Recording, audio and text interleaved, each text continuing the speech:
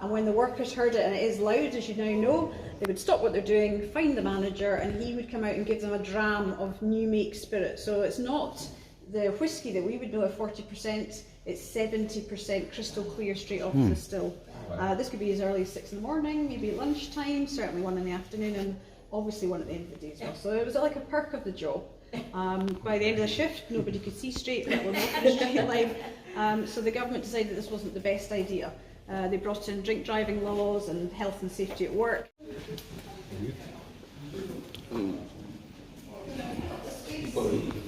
Is this going to be wasted on you?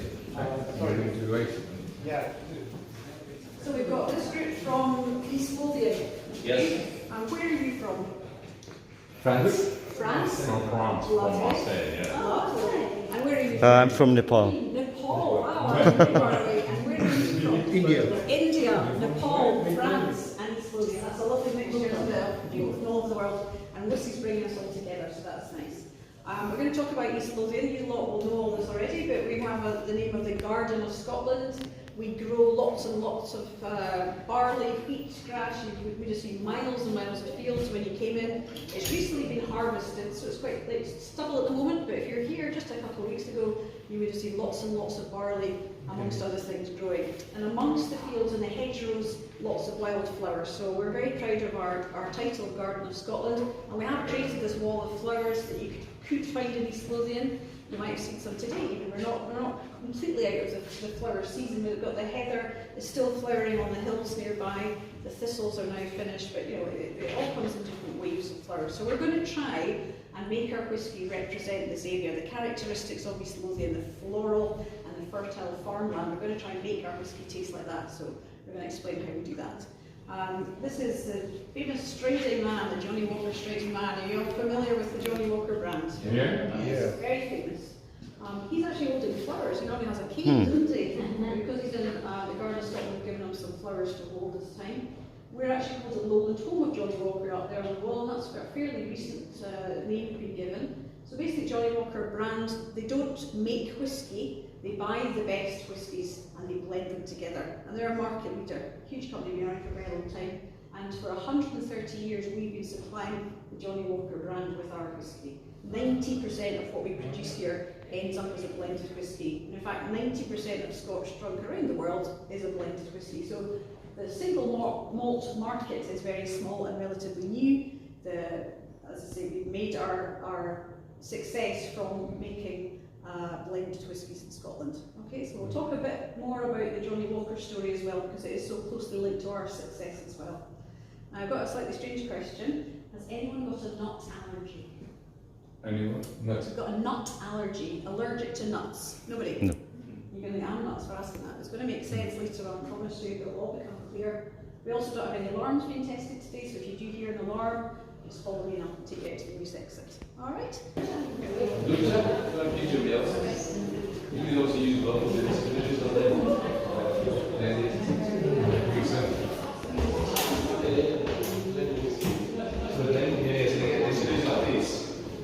And that's completely true. Our story did start on a farm, but I should really say it all started on 2 farms, because I'm going to talk about 2 stories which are running parallel.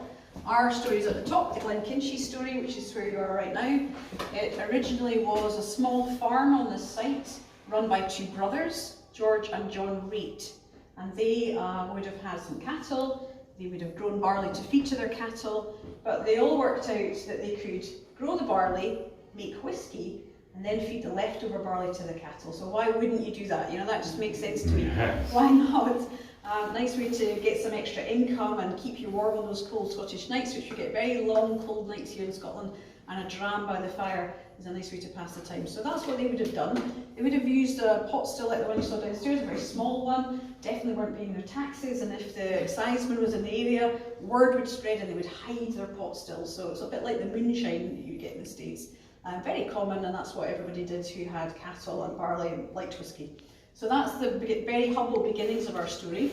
But by 1837 they were doing quite well at making whisky, and they actually built a small stone building to make it in properly. So you can't hide that anymore, can you? So they have to change, well, they don't have to change their name, they decide to change their name. And this is the first time you see the word GLENKINCHIE being used. So this is the date that we talk about, existence of Glenkinchie. There was whisky made on the site before that, but this is our sort of official start date.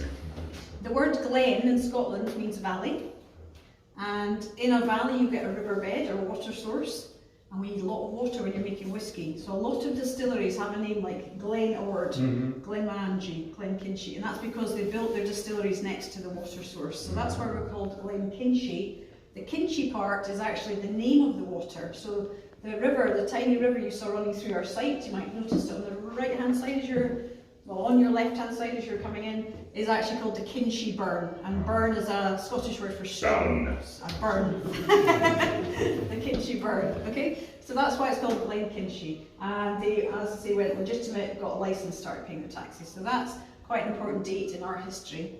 I'm going to jump over to the west coast of Scotland. So on the west coast of Scotland we have the Johnny Walker story. And this is a real picture of Johnny Walker. He was a real person. Quite often people think he's just made up for marketing, but no, here he is, the man himself. So he grew up on a farm, it was a dairy farm, with his mother and father. And then when he was only 14, his father died, and they realised they could not run the farm without the father, just couldn't manage it. So they sold the farm, and with the proceeds, they bought this little shop in Kilmarnock. Have you ever been to Kilmarnock? Yeah, so it's a small town on the west coast of Scotland. I had a lady yesterday who lived in Kilmarnock in Idaho or somewhere. So Kilmarnock's all over the place. But yes, so our one is in Ayrshire, Kilmarnock. Okay? And from a young age he was running the shop with his mother. He showed great interest in flavour and he had a good head for business. He would import teas from China and blend them together. He was very good at it. He bought in whiskies from all the farms nearby. They're all a bit hit and miss, a bit rough and ready. You couldn't rely on them always tasting the same. So in those days, everybody blended whisky to make a bigger volume of something that's more consistent. So he didn't invent this idea of blending whiskies, but he was extremely good at it. And he was a bit of a showman. He dressed quite flamboyantly. He made amazing windows.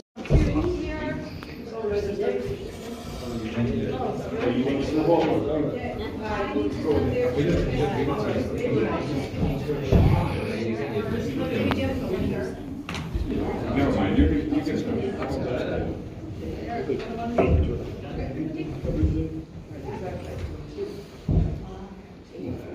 We'll share this, please, whatever this is. So we're all in. Good. So welcome to Willy Wonka's Whisky Distillery. I think if you had one, it might look a bit like this. This is our sensory theatre, and it is a little bit different from what you might find in other distillery tours. I could stand here and tell you loads of facts and figures, but let's face it, you'll have forgotten them all by the time you've left, and it can be a bit dry. I do have facts and figures, and if you really want to know them, you can ask me at the end. But we're going to talk about flavour. It's a flavour journey that you've booked to go on, and it's all about your senses. It's quite an immersive tour. We're going to be talking about lots of different scents and flavours throughout the tour. This is our 12-year-olds. This is our signature whisky. About half of the flavour in this bottle we create prior to and during distillation, and about half of the flavour we create during maturation. That's when we put the spirit in the cask and leave it alone for a very long time. And we were talking about it like a flavour thumbprint. So like everybody here has a unique thumbprint. There's actually no two whiskies in Scotland that taste exactly the same, which is quite remarkable if you think about it, because they're only allowed to use water, barley and yeast, and they all have to use the same processes. So how on earth do we manage that? How do we create that? So we're going to take you around the distillery and show you some of the secrets of how you can make a whisky taste very different from one that's maybe made just a few miles up the road. A lot of what we taste comes from what we smell, so the smelling part of this tour is actually quite important. So the Walkers understood the importance of finding the best whiskies. They didn't make whiskey, they bought whiskey. And with that in mind, they would tour around Scotland, visiting all the different distilleries, all with their own characteristics, and trying to find the best whiskies to blend together. So they went to the island of Islay. I don't know if anyone's been lucky enough to go there, very beautiful. Lots of whisky, a famous whisky island. There it is, we're zooming in. And there they found the distillery of Kalila. And that's known for its sweet peat smoke, its maritime spice. It's quite a distinctive whisky. If you like a smoky whisky, that would be a very good one to try.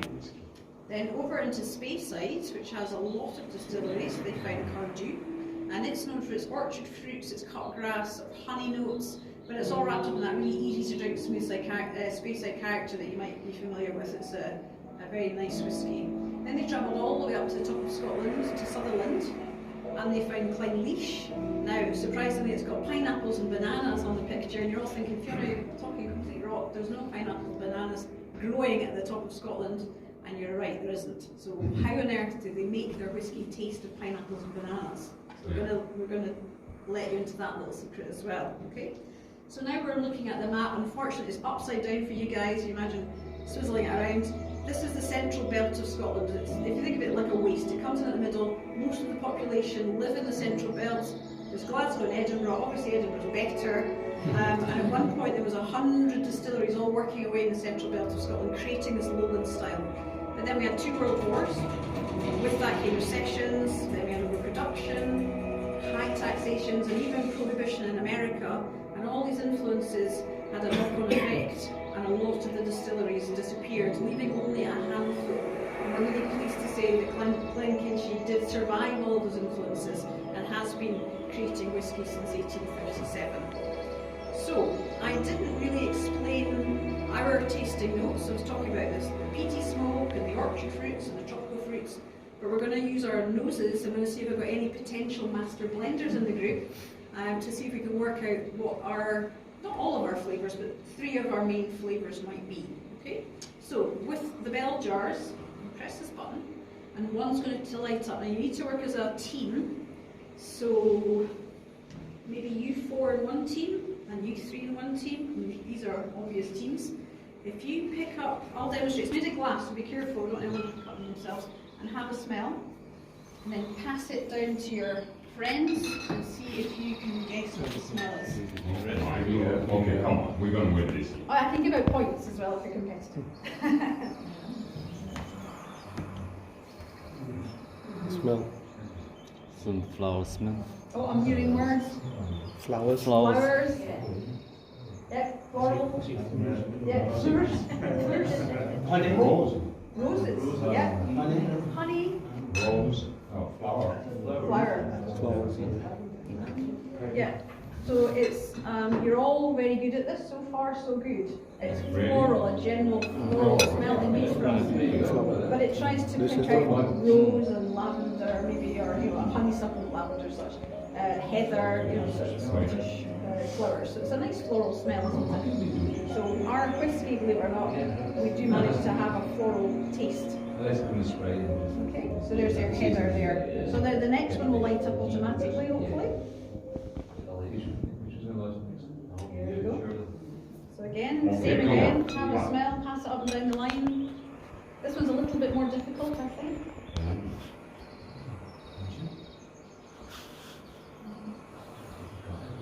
Oh, I think I heard something. Hang on. It's mango, kind of fruity. Yay. So this gentleman here said cupped grass. Is anyone else agreeing? Yeah, yeah. Lawn mowing, yeah. Yes. Lawn mowing. Well, I would. Or playing golf, Adley, so it smells like Milton golf. So it's as if everyone's just cupped grass. So yes, you're right. Cut grass. Okay. Grass. Cut grass. Oh, Yeah, you're grass. right. Yeah. So they are dried cut grass, fresh dried cut grass, very specific, but generally cut grass. That lovely smell like it, grass. And when we use that, we don't mean it actually tastes of grass. We mean that it's fresh and sharp. So it's going to whoosh up your nose, this whiskey. It's not smooth and mellow, it's a sharp, fresh whiskey. They used to call it a breakfast whiskey.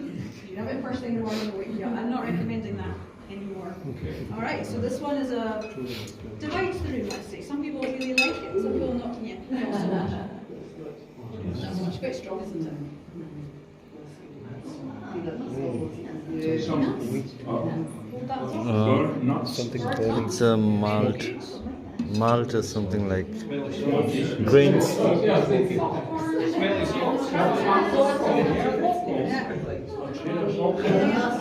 had sweaty socks, wet dog, and gym bag recently. None of those things, we don't use any of those things in the process of making whiskey. I think generally you were all pretty much spot on. See what it is.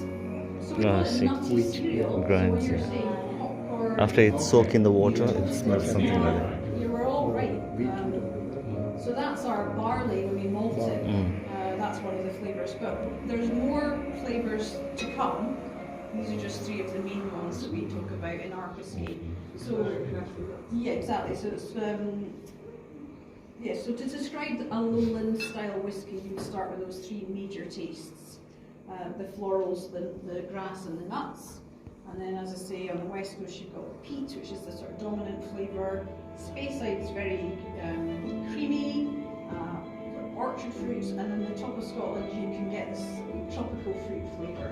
So that's how they all split up into 4 regions. When the walkers went on their journey to find the best whiskies, when they came to the lowlands and they did try Glenkinchie, they thought this will be perfect and will work really well with the other whiskies I'm going to be blending with. So we have been delivering this whisky to them for a very long time, and it's very good for drinking on its own or to blend. This is our 12-year-old. It's been put in American ex-bourbon casks for 12 years. And it has actually won a few international whisky awards. And it is quite rare and special because there's not many of us in this region, considering the population is mostly here. We have very few distilleries working, but I'm glad to see that there are some new ones opening up now. They're making the Victorian expansion, the higher ceilings that's got So this is a really interesting model. It's actually the only one of its kind in the world. So you're seeing something really special today. It was built for the British Empire exhibition. There's some posters down there you can have a look at. And it's like if we went to the Tesla convention or went to the Apple shops in the latest tech, people flocked to these exhibitions. It was in Wembley, and I think 19 million people came to this exhibition. Obviously, it wasn't just this, it was lots and lots of different things showing all the new inventions of the time. So this was a Scottish malt whisky exhibit. It's 1/6 to scale, and it's based on 6 different distilleries, some of which now don't exist, but the pot stills were actually based on our pot stills, so that's nice. The story goes the King George V, who came to the exhibition, was shown all the different processes, and by the time he got down to the last process, he was actually handed some unique spirits, so it was a working model, so that's really quite impressive as well. So take a walk down, have a look at the details. There's lots of fantastic details and everything.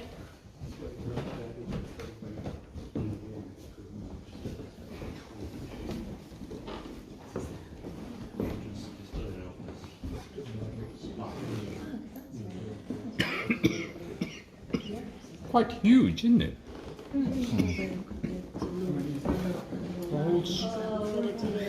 The whole square footage. Yeah, I mean, this was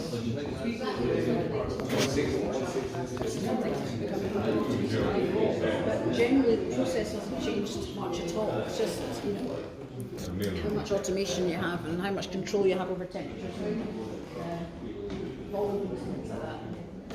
Once it was finished, the exhibition, it was then moved to the Milton Science Museum, where it was on display until 1949, and then they decided it wasn't relevant anymore, they didn't have space for it because it's quite a big business. And they put it into 19 different crates, and then just kind of forgot about to put it in I think it was a barn in Speyside, a grain store, for many, many years, and then our manager in the 1970s, we were just about to open our first ever visitor centre. He spotted it, recognised it for that. I'd like to have it because that's based on our pot stills. No one else was wanting it. So he took it all back down here. It took him 3 years to put it all back together again.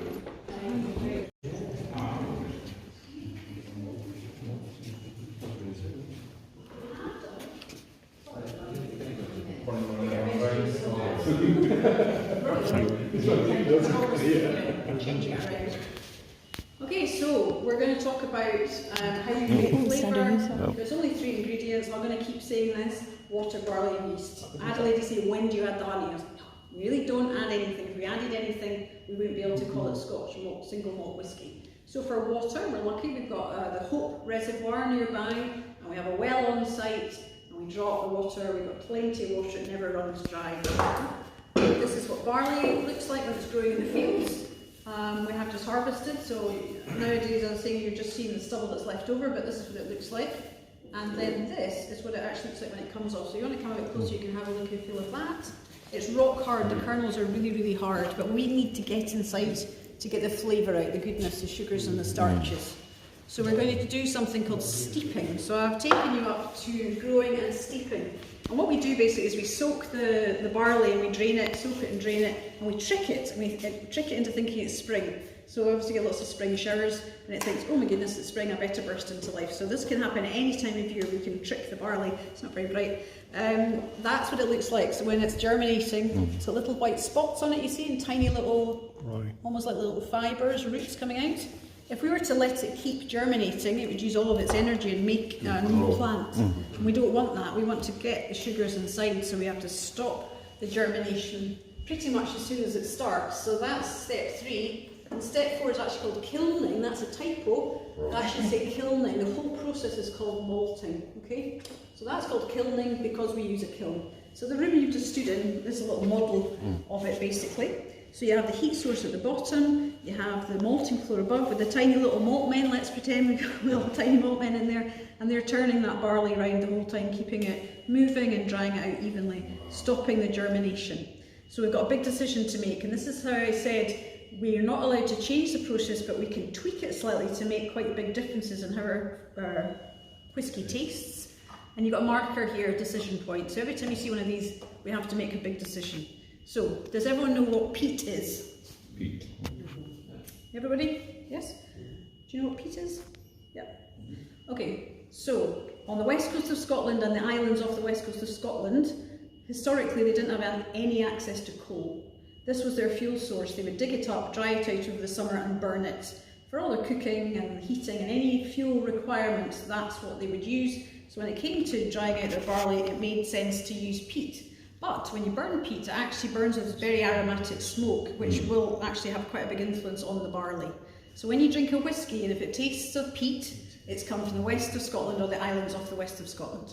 Okay, so that's, you know that, that's it, it's a given. We don't use peat. Here in East Lothian and Mid Lothian, we have a huge long history of mining, hundreds of years, lots of mining communities, until about 1980s. We didn't need to use peat because we had lots of. So you can see all the technology that they've now used to get rid of the operators basically and use these incredible control panels. This is the mill. It goes all the way to the top of this building, all the way down. When it's on, it's incredibly loud. In fact, we've got a sign there, ear protection must be worn. You would see the barley jumping about in this window here, and it kind of drops down. They do 10 tonnes 9 times a week. They can make small adjustments to the side if they don't like the, if you're not getting that 20% husk, 7% grit, 10% flirt, they'll take out samples. Busy. Doesn't matter. So this is a big control panel that works this mash tun. Now we can smell. You can smell, yeah. Very beachy. It's quite a farmyardy smell, that's how I politely describe it. I'm assuming it doesn't make any difference the fact it's been such a successful harvest this year.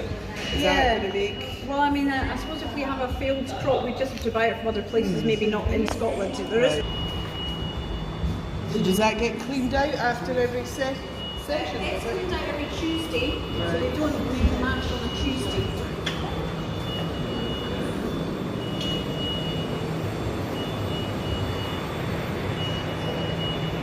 You can see the sheer size of the thing when you're down here is huge, and then the bottom is like a sip, so it's all being drained out underneath and kept in a big container.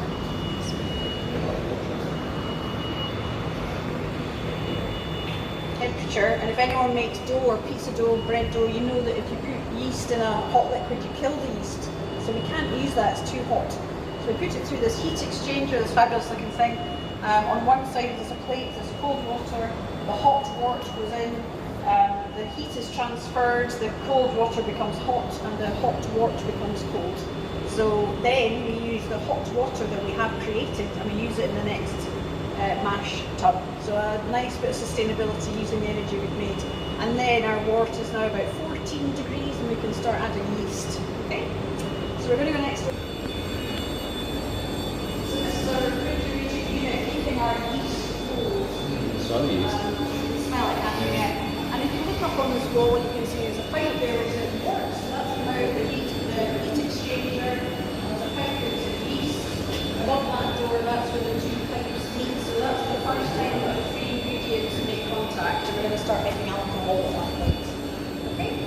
But first I want to talk you through our Generations of Glenkinchie gallery, and we appreciate that, yes, we use water, barley and yeast, but without the people we wouldn't have the legacy of our whiskey. Like wort, and we're going to add some yeast, and this incredible chemical reaction starts. So it starts to bubble up and froth, it starts to move about on its own, and it starts to heat up. We don't stir it and we don't heat it, but yet you'll see an awful lot of action in our massive big tanks upstairs called washbacks, and that's where we make the next stage. We're basically making beer.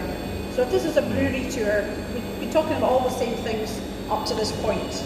But we have another big decision. There's another decision marker that we make here and everyone else makes at their distilleries, and it's about the length of time that we're going to ferment for, because we've got options, okay?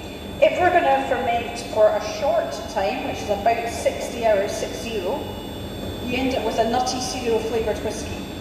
If we're going to ferment for a long time, which is about 100 hours, that's how you get the tropical fruit. So the guys up in the north of Scotland, up in Clynelish, they're doing a very long fermentation, and it results in a whiskey that has tropical taste like pineapples and bananas. It's obviously not, but it's what our brain assigns that molecule of smell to, you understand?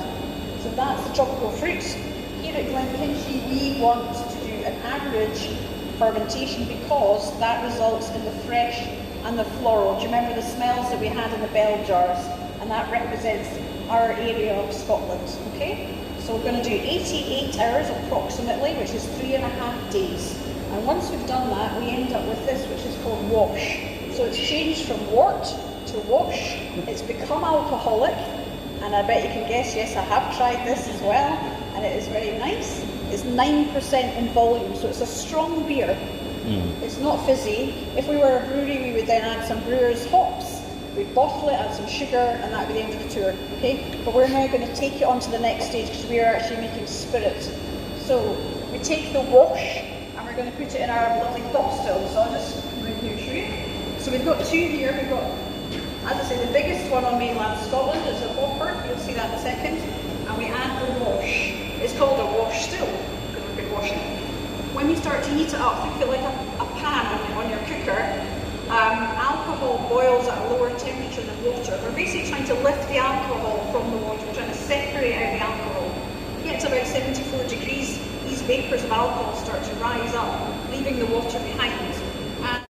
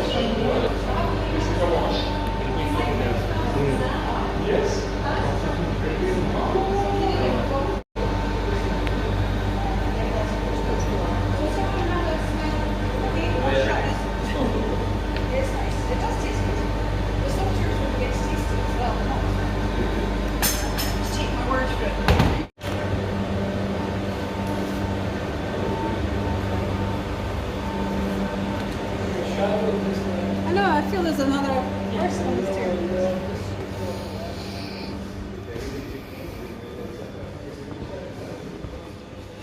So these are our lovely pot stills, the full-size version. And this is the biggest one on mainland Scotland. It's a beautiful thing, made of copper in Scotland. When we heat up the spirit, just like I explained with the model, the vapours rise up and go over the swan's neck and outside to get cooled down. And then we repeat the same thing on the second one, and that's when you end up with the new make spirit, the stuff that you tried on your hands. So it's a very simple process. We only have 2 here. Some places have 10 sets of 2. We make about 2 million litres of spirit a year. So it sounds quite a lot, but it's not as much as some of the other distilleries. But we're not the smallest either, we're somewhere in between. Right. Has anyone got any questions, or would you like me to take a group photograph? We take a group? Yeah, sure. Thank you.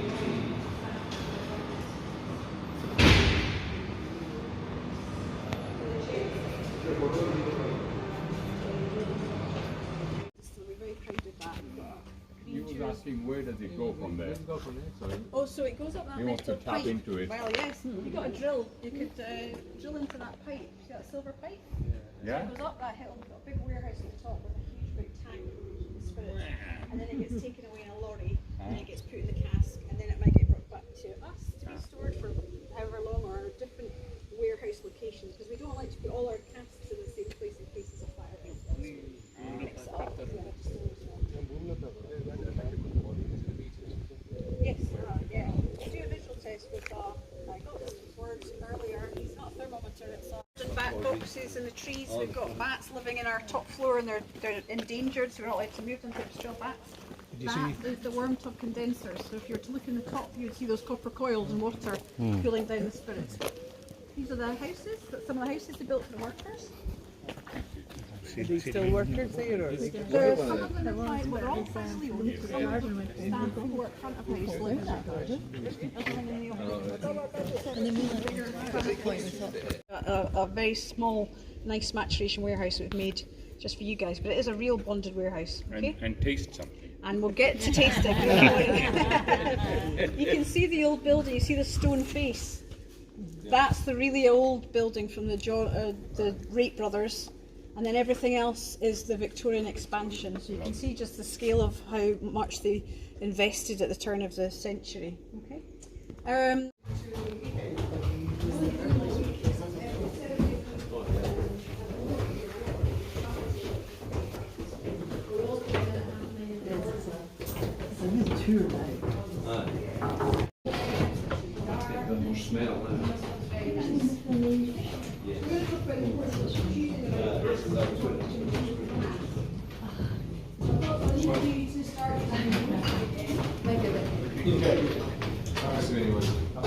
You can buy one, just come back in about 25 and you can have your own wall.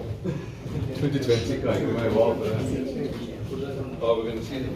Okay, so you ready to start smelling again? I've got two casks here, they're both Kinchie strength. 2008 this one. And this one's called First Fill, which means, so when they make bourbon in America, Don't you get to taste them on every tour? can you imagine? I did 3 tours yesterday. It's really been a bad day to try and drive home. So I've got this big tasting wheel here. It doesn't spin or light up. I'm trying to convince them that it should. And it's got the main tasting flavours that you're going to find on a tasting note. We're going to start with the 12-year-old, which is the one on the left-hand side of your tray, the GLENKINCHIE 12. And if you pick up your glass and hold it to the light and have a look at the colour, and that's going to tell you what kind of cask it's been in. So if it's light in colour like this, it's been in the American ex-bourbon. If it's dark in colour like the one you saw out there, it's been in fortified wine, a European oak, sherry, or brandy, something like that. Okay, so we know it's been in the bourbon cask. Now I want you to roll it around the inside of your glass, and you're looking for what we call a necklace and leg. So it's a ring that runs round and legs that run down. Okay, it's not the easiest thing to see, but we do have legs in a necklace, and that shows you the sort of the oil content in your whiskey. Very similar to wine. It is. I mean, we really do that. Absolutely, just like wine. So now we're going to take a smell in and out a few times. Have a little smell. I mean, obviously it's going to smell like whiskey, but you might start getting other smells like the floral or the cut grass.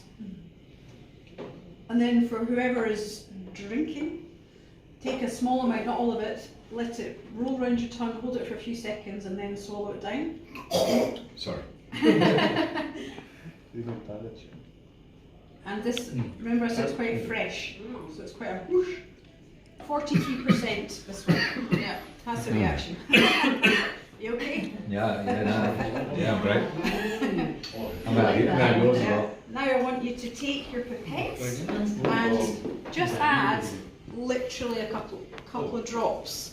Now, quite often people think, oh, you should never add water to whiskey, but all the experts do this when they're tasting, and it opens up the oils and releases different flavours and smells.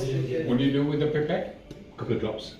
Just a couple of drops for that amount of whiskey, and it does make really quite a big difference. You might be quite surprised. And try it again. Yeah. So you can try this at home. Yeah. Try to remember all this when you get back. So have another taste. Tell me what you think. So it's easier to drink. normally. And normally we start getting some vanilla, and that's because of the bourbon cask. So that hasn't been created in distillation. That flavour comes from the maturation of the bourbon. So we should have some fresh notes, floral, and maybe nutty cereal. And that's your GLENKINCHie 12. That's the flavours that we talked about right at the beginning of the sensory filter. But I also add sweetness. Okay. See, I told you. I've got one down. He's finished his.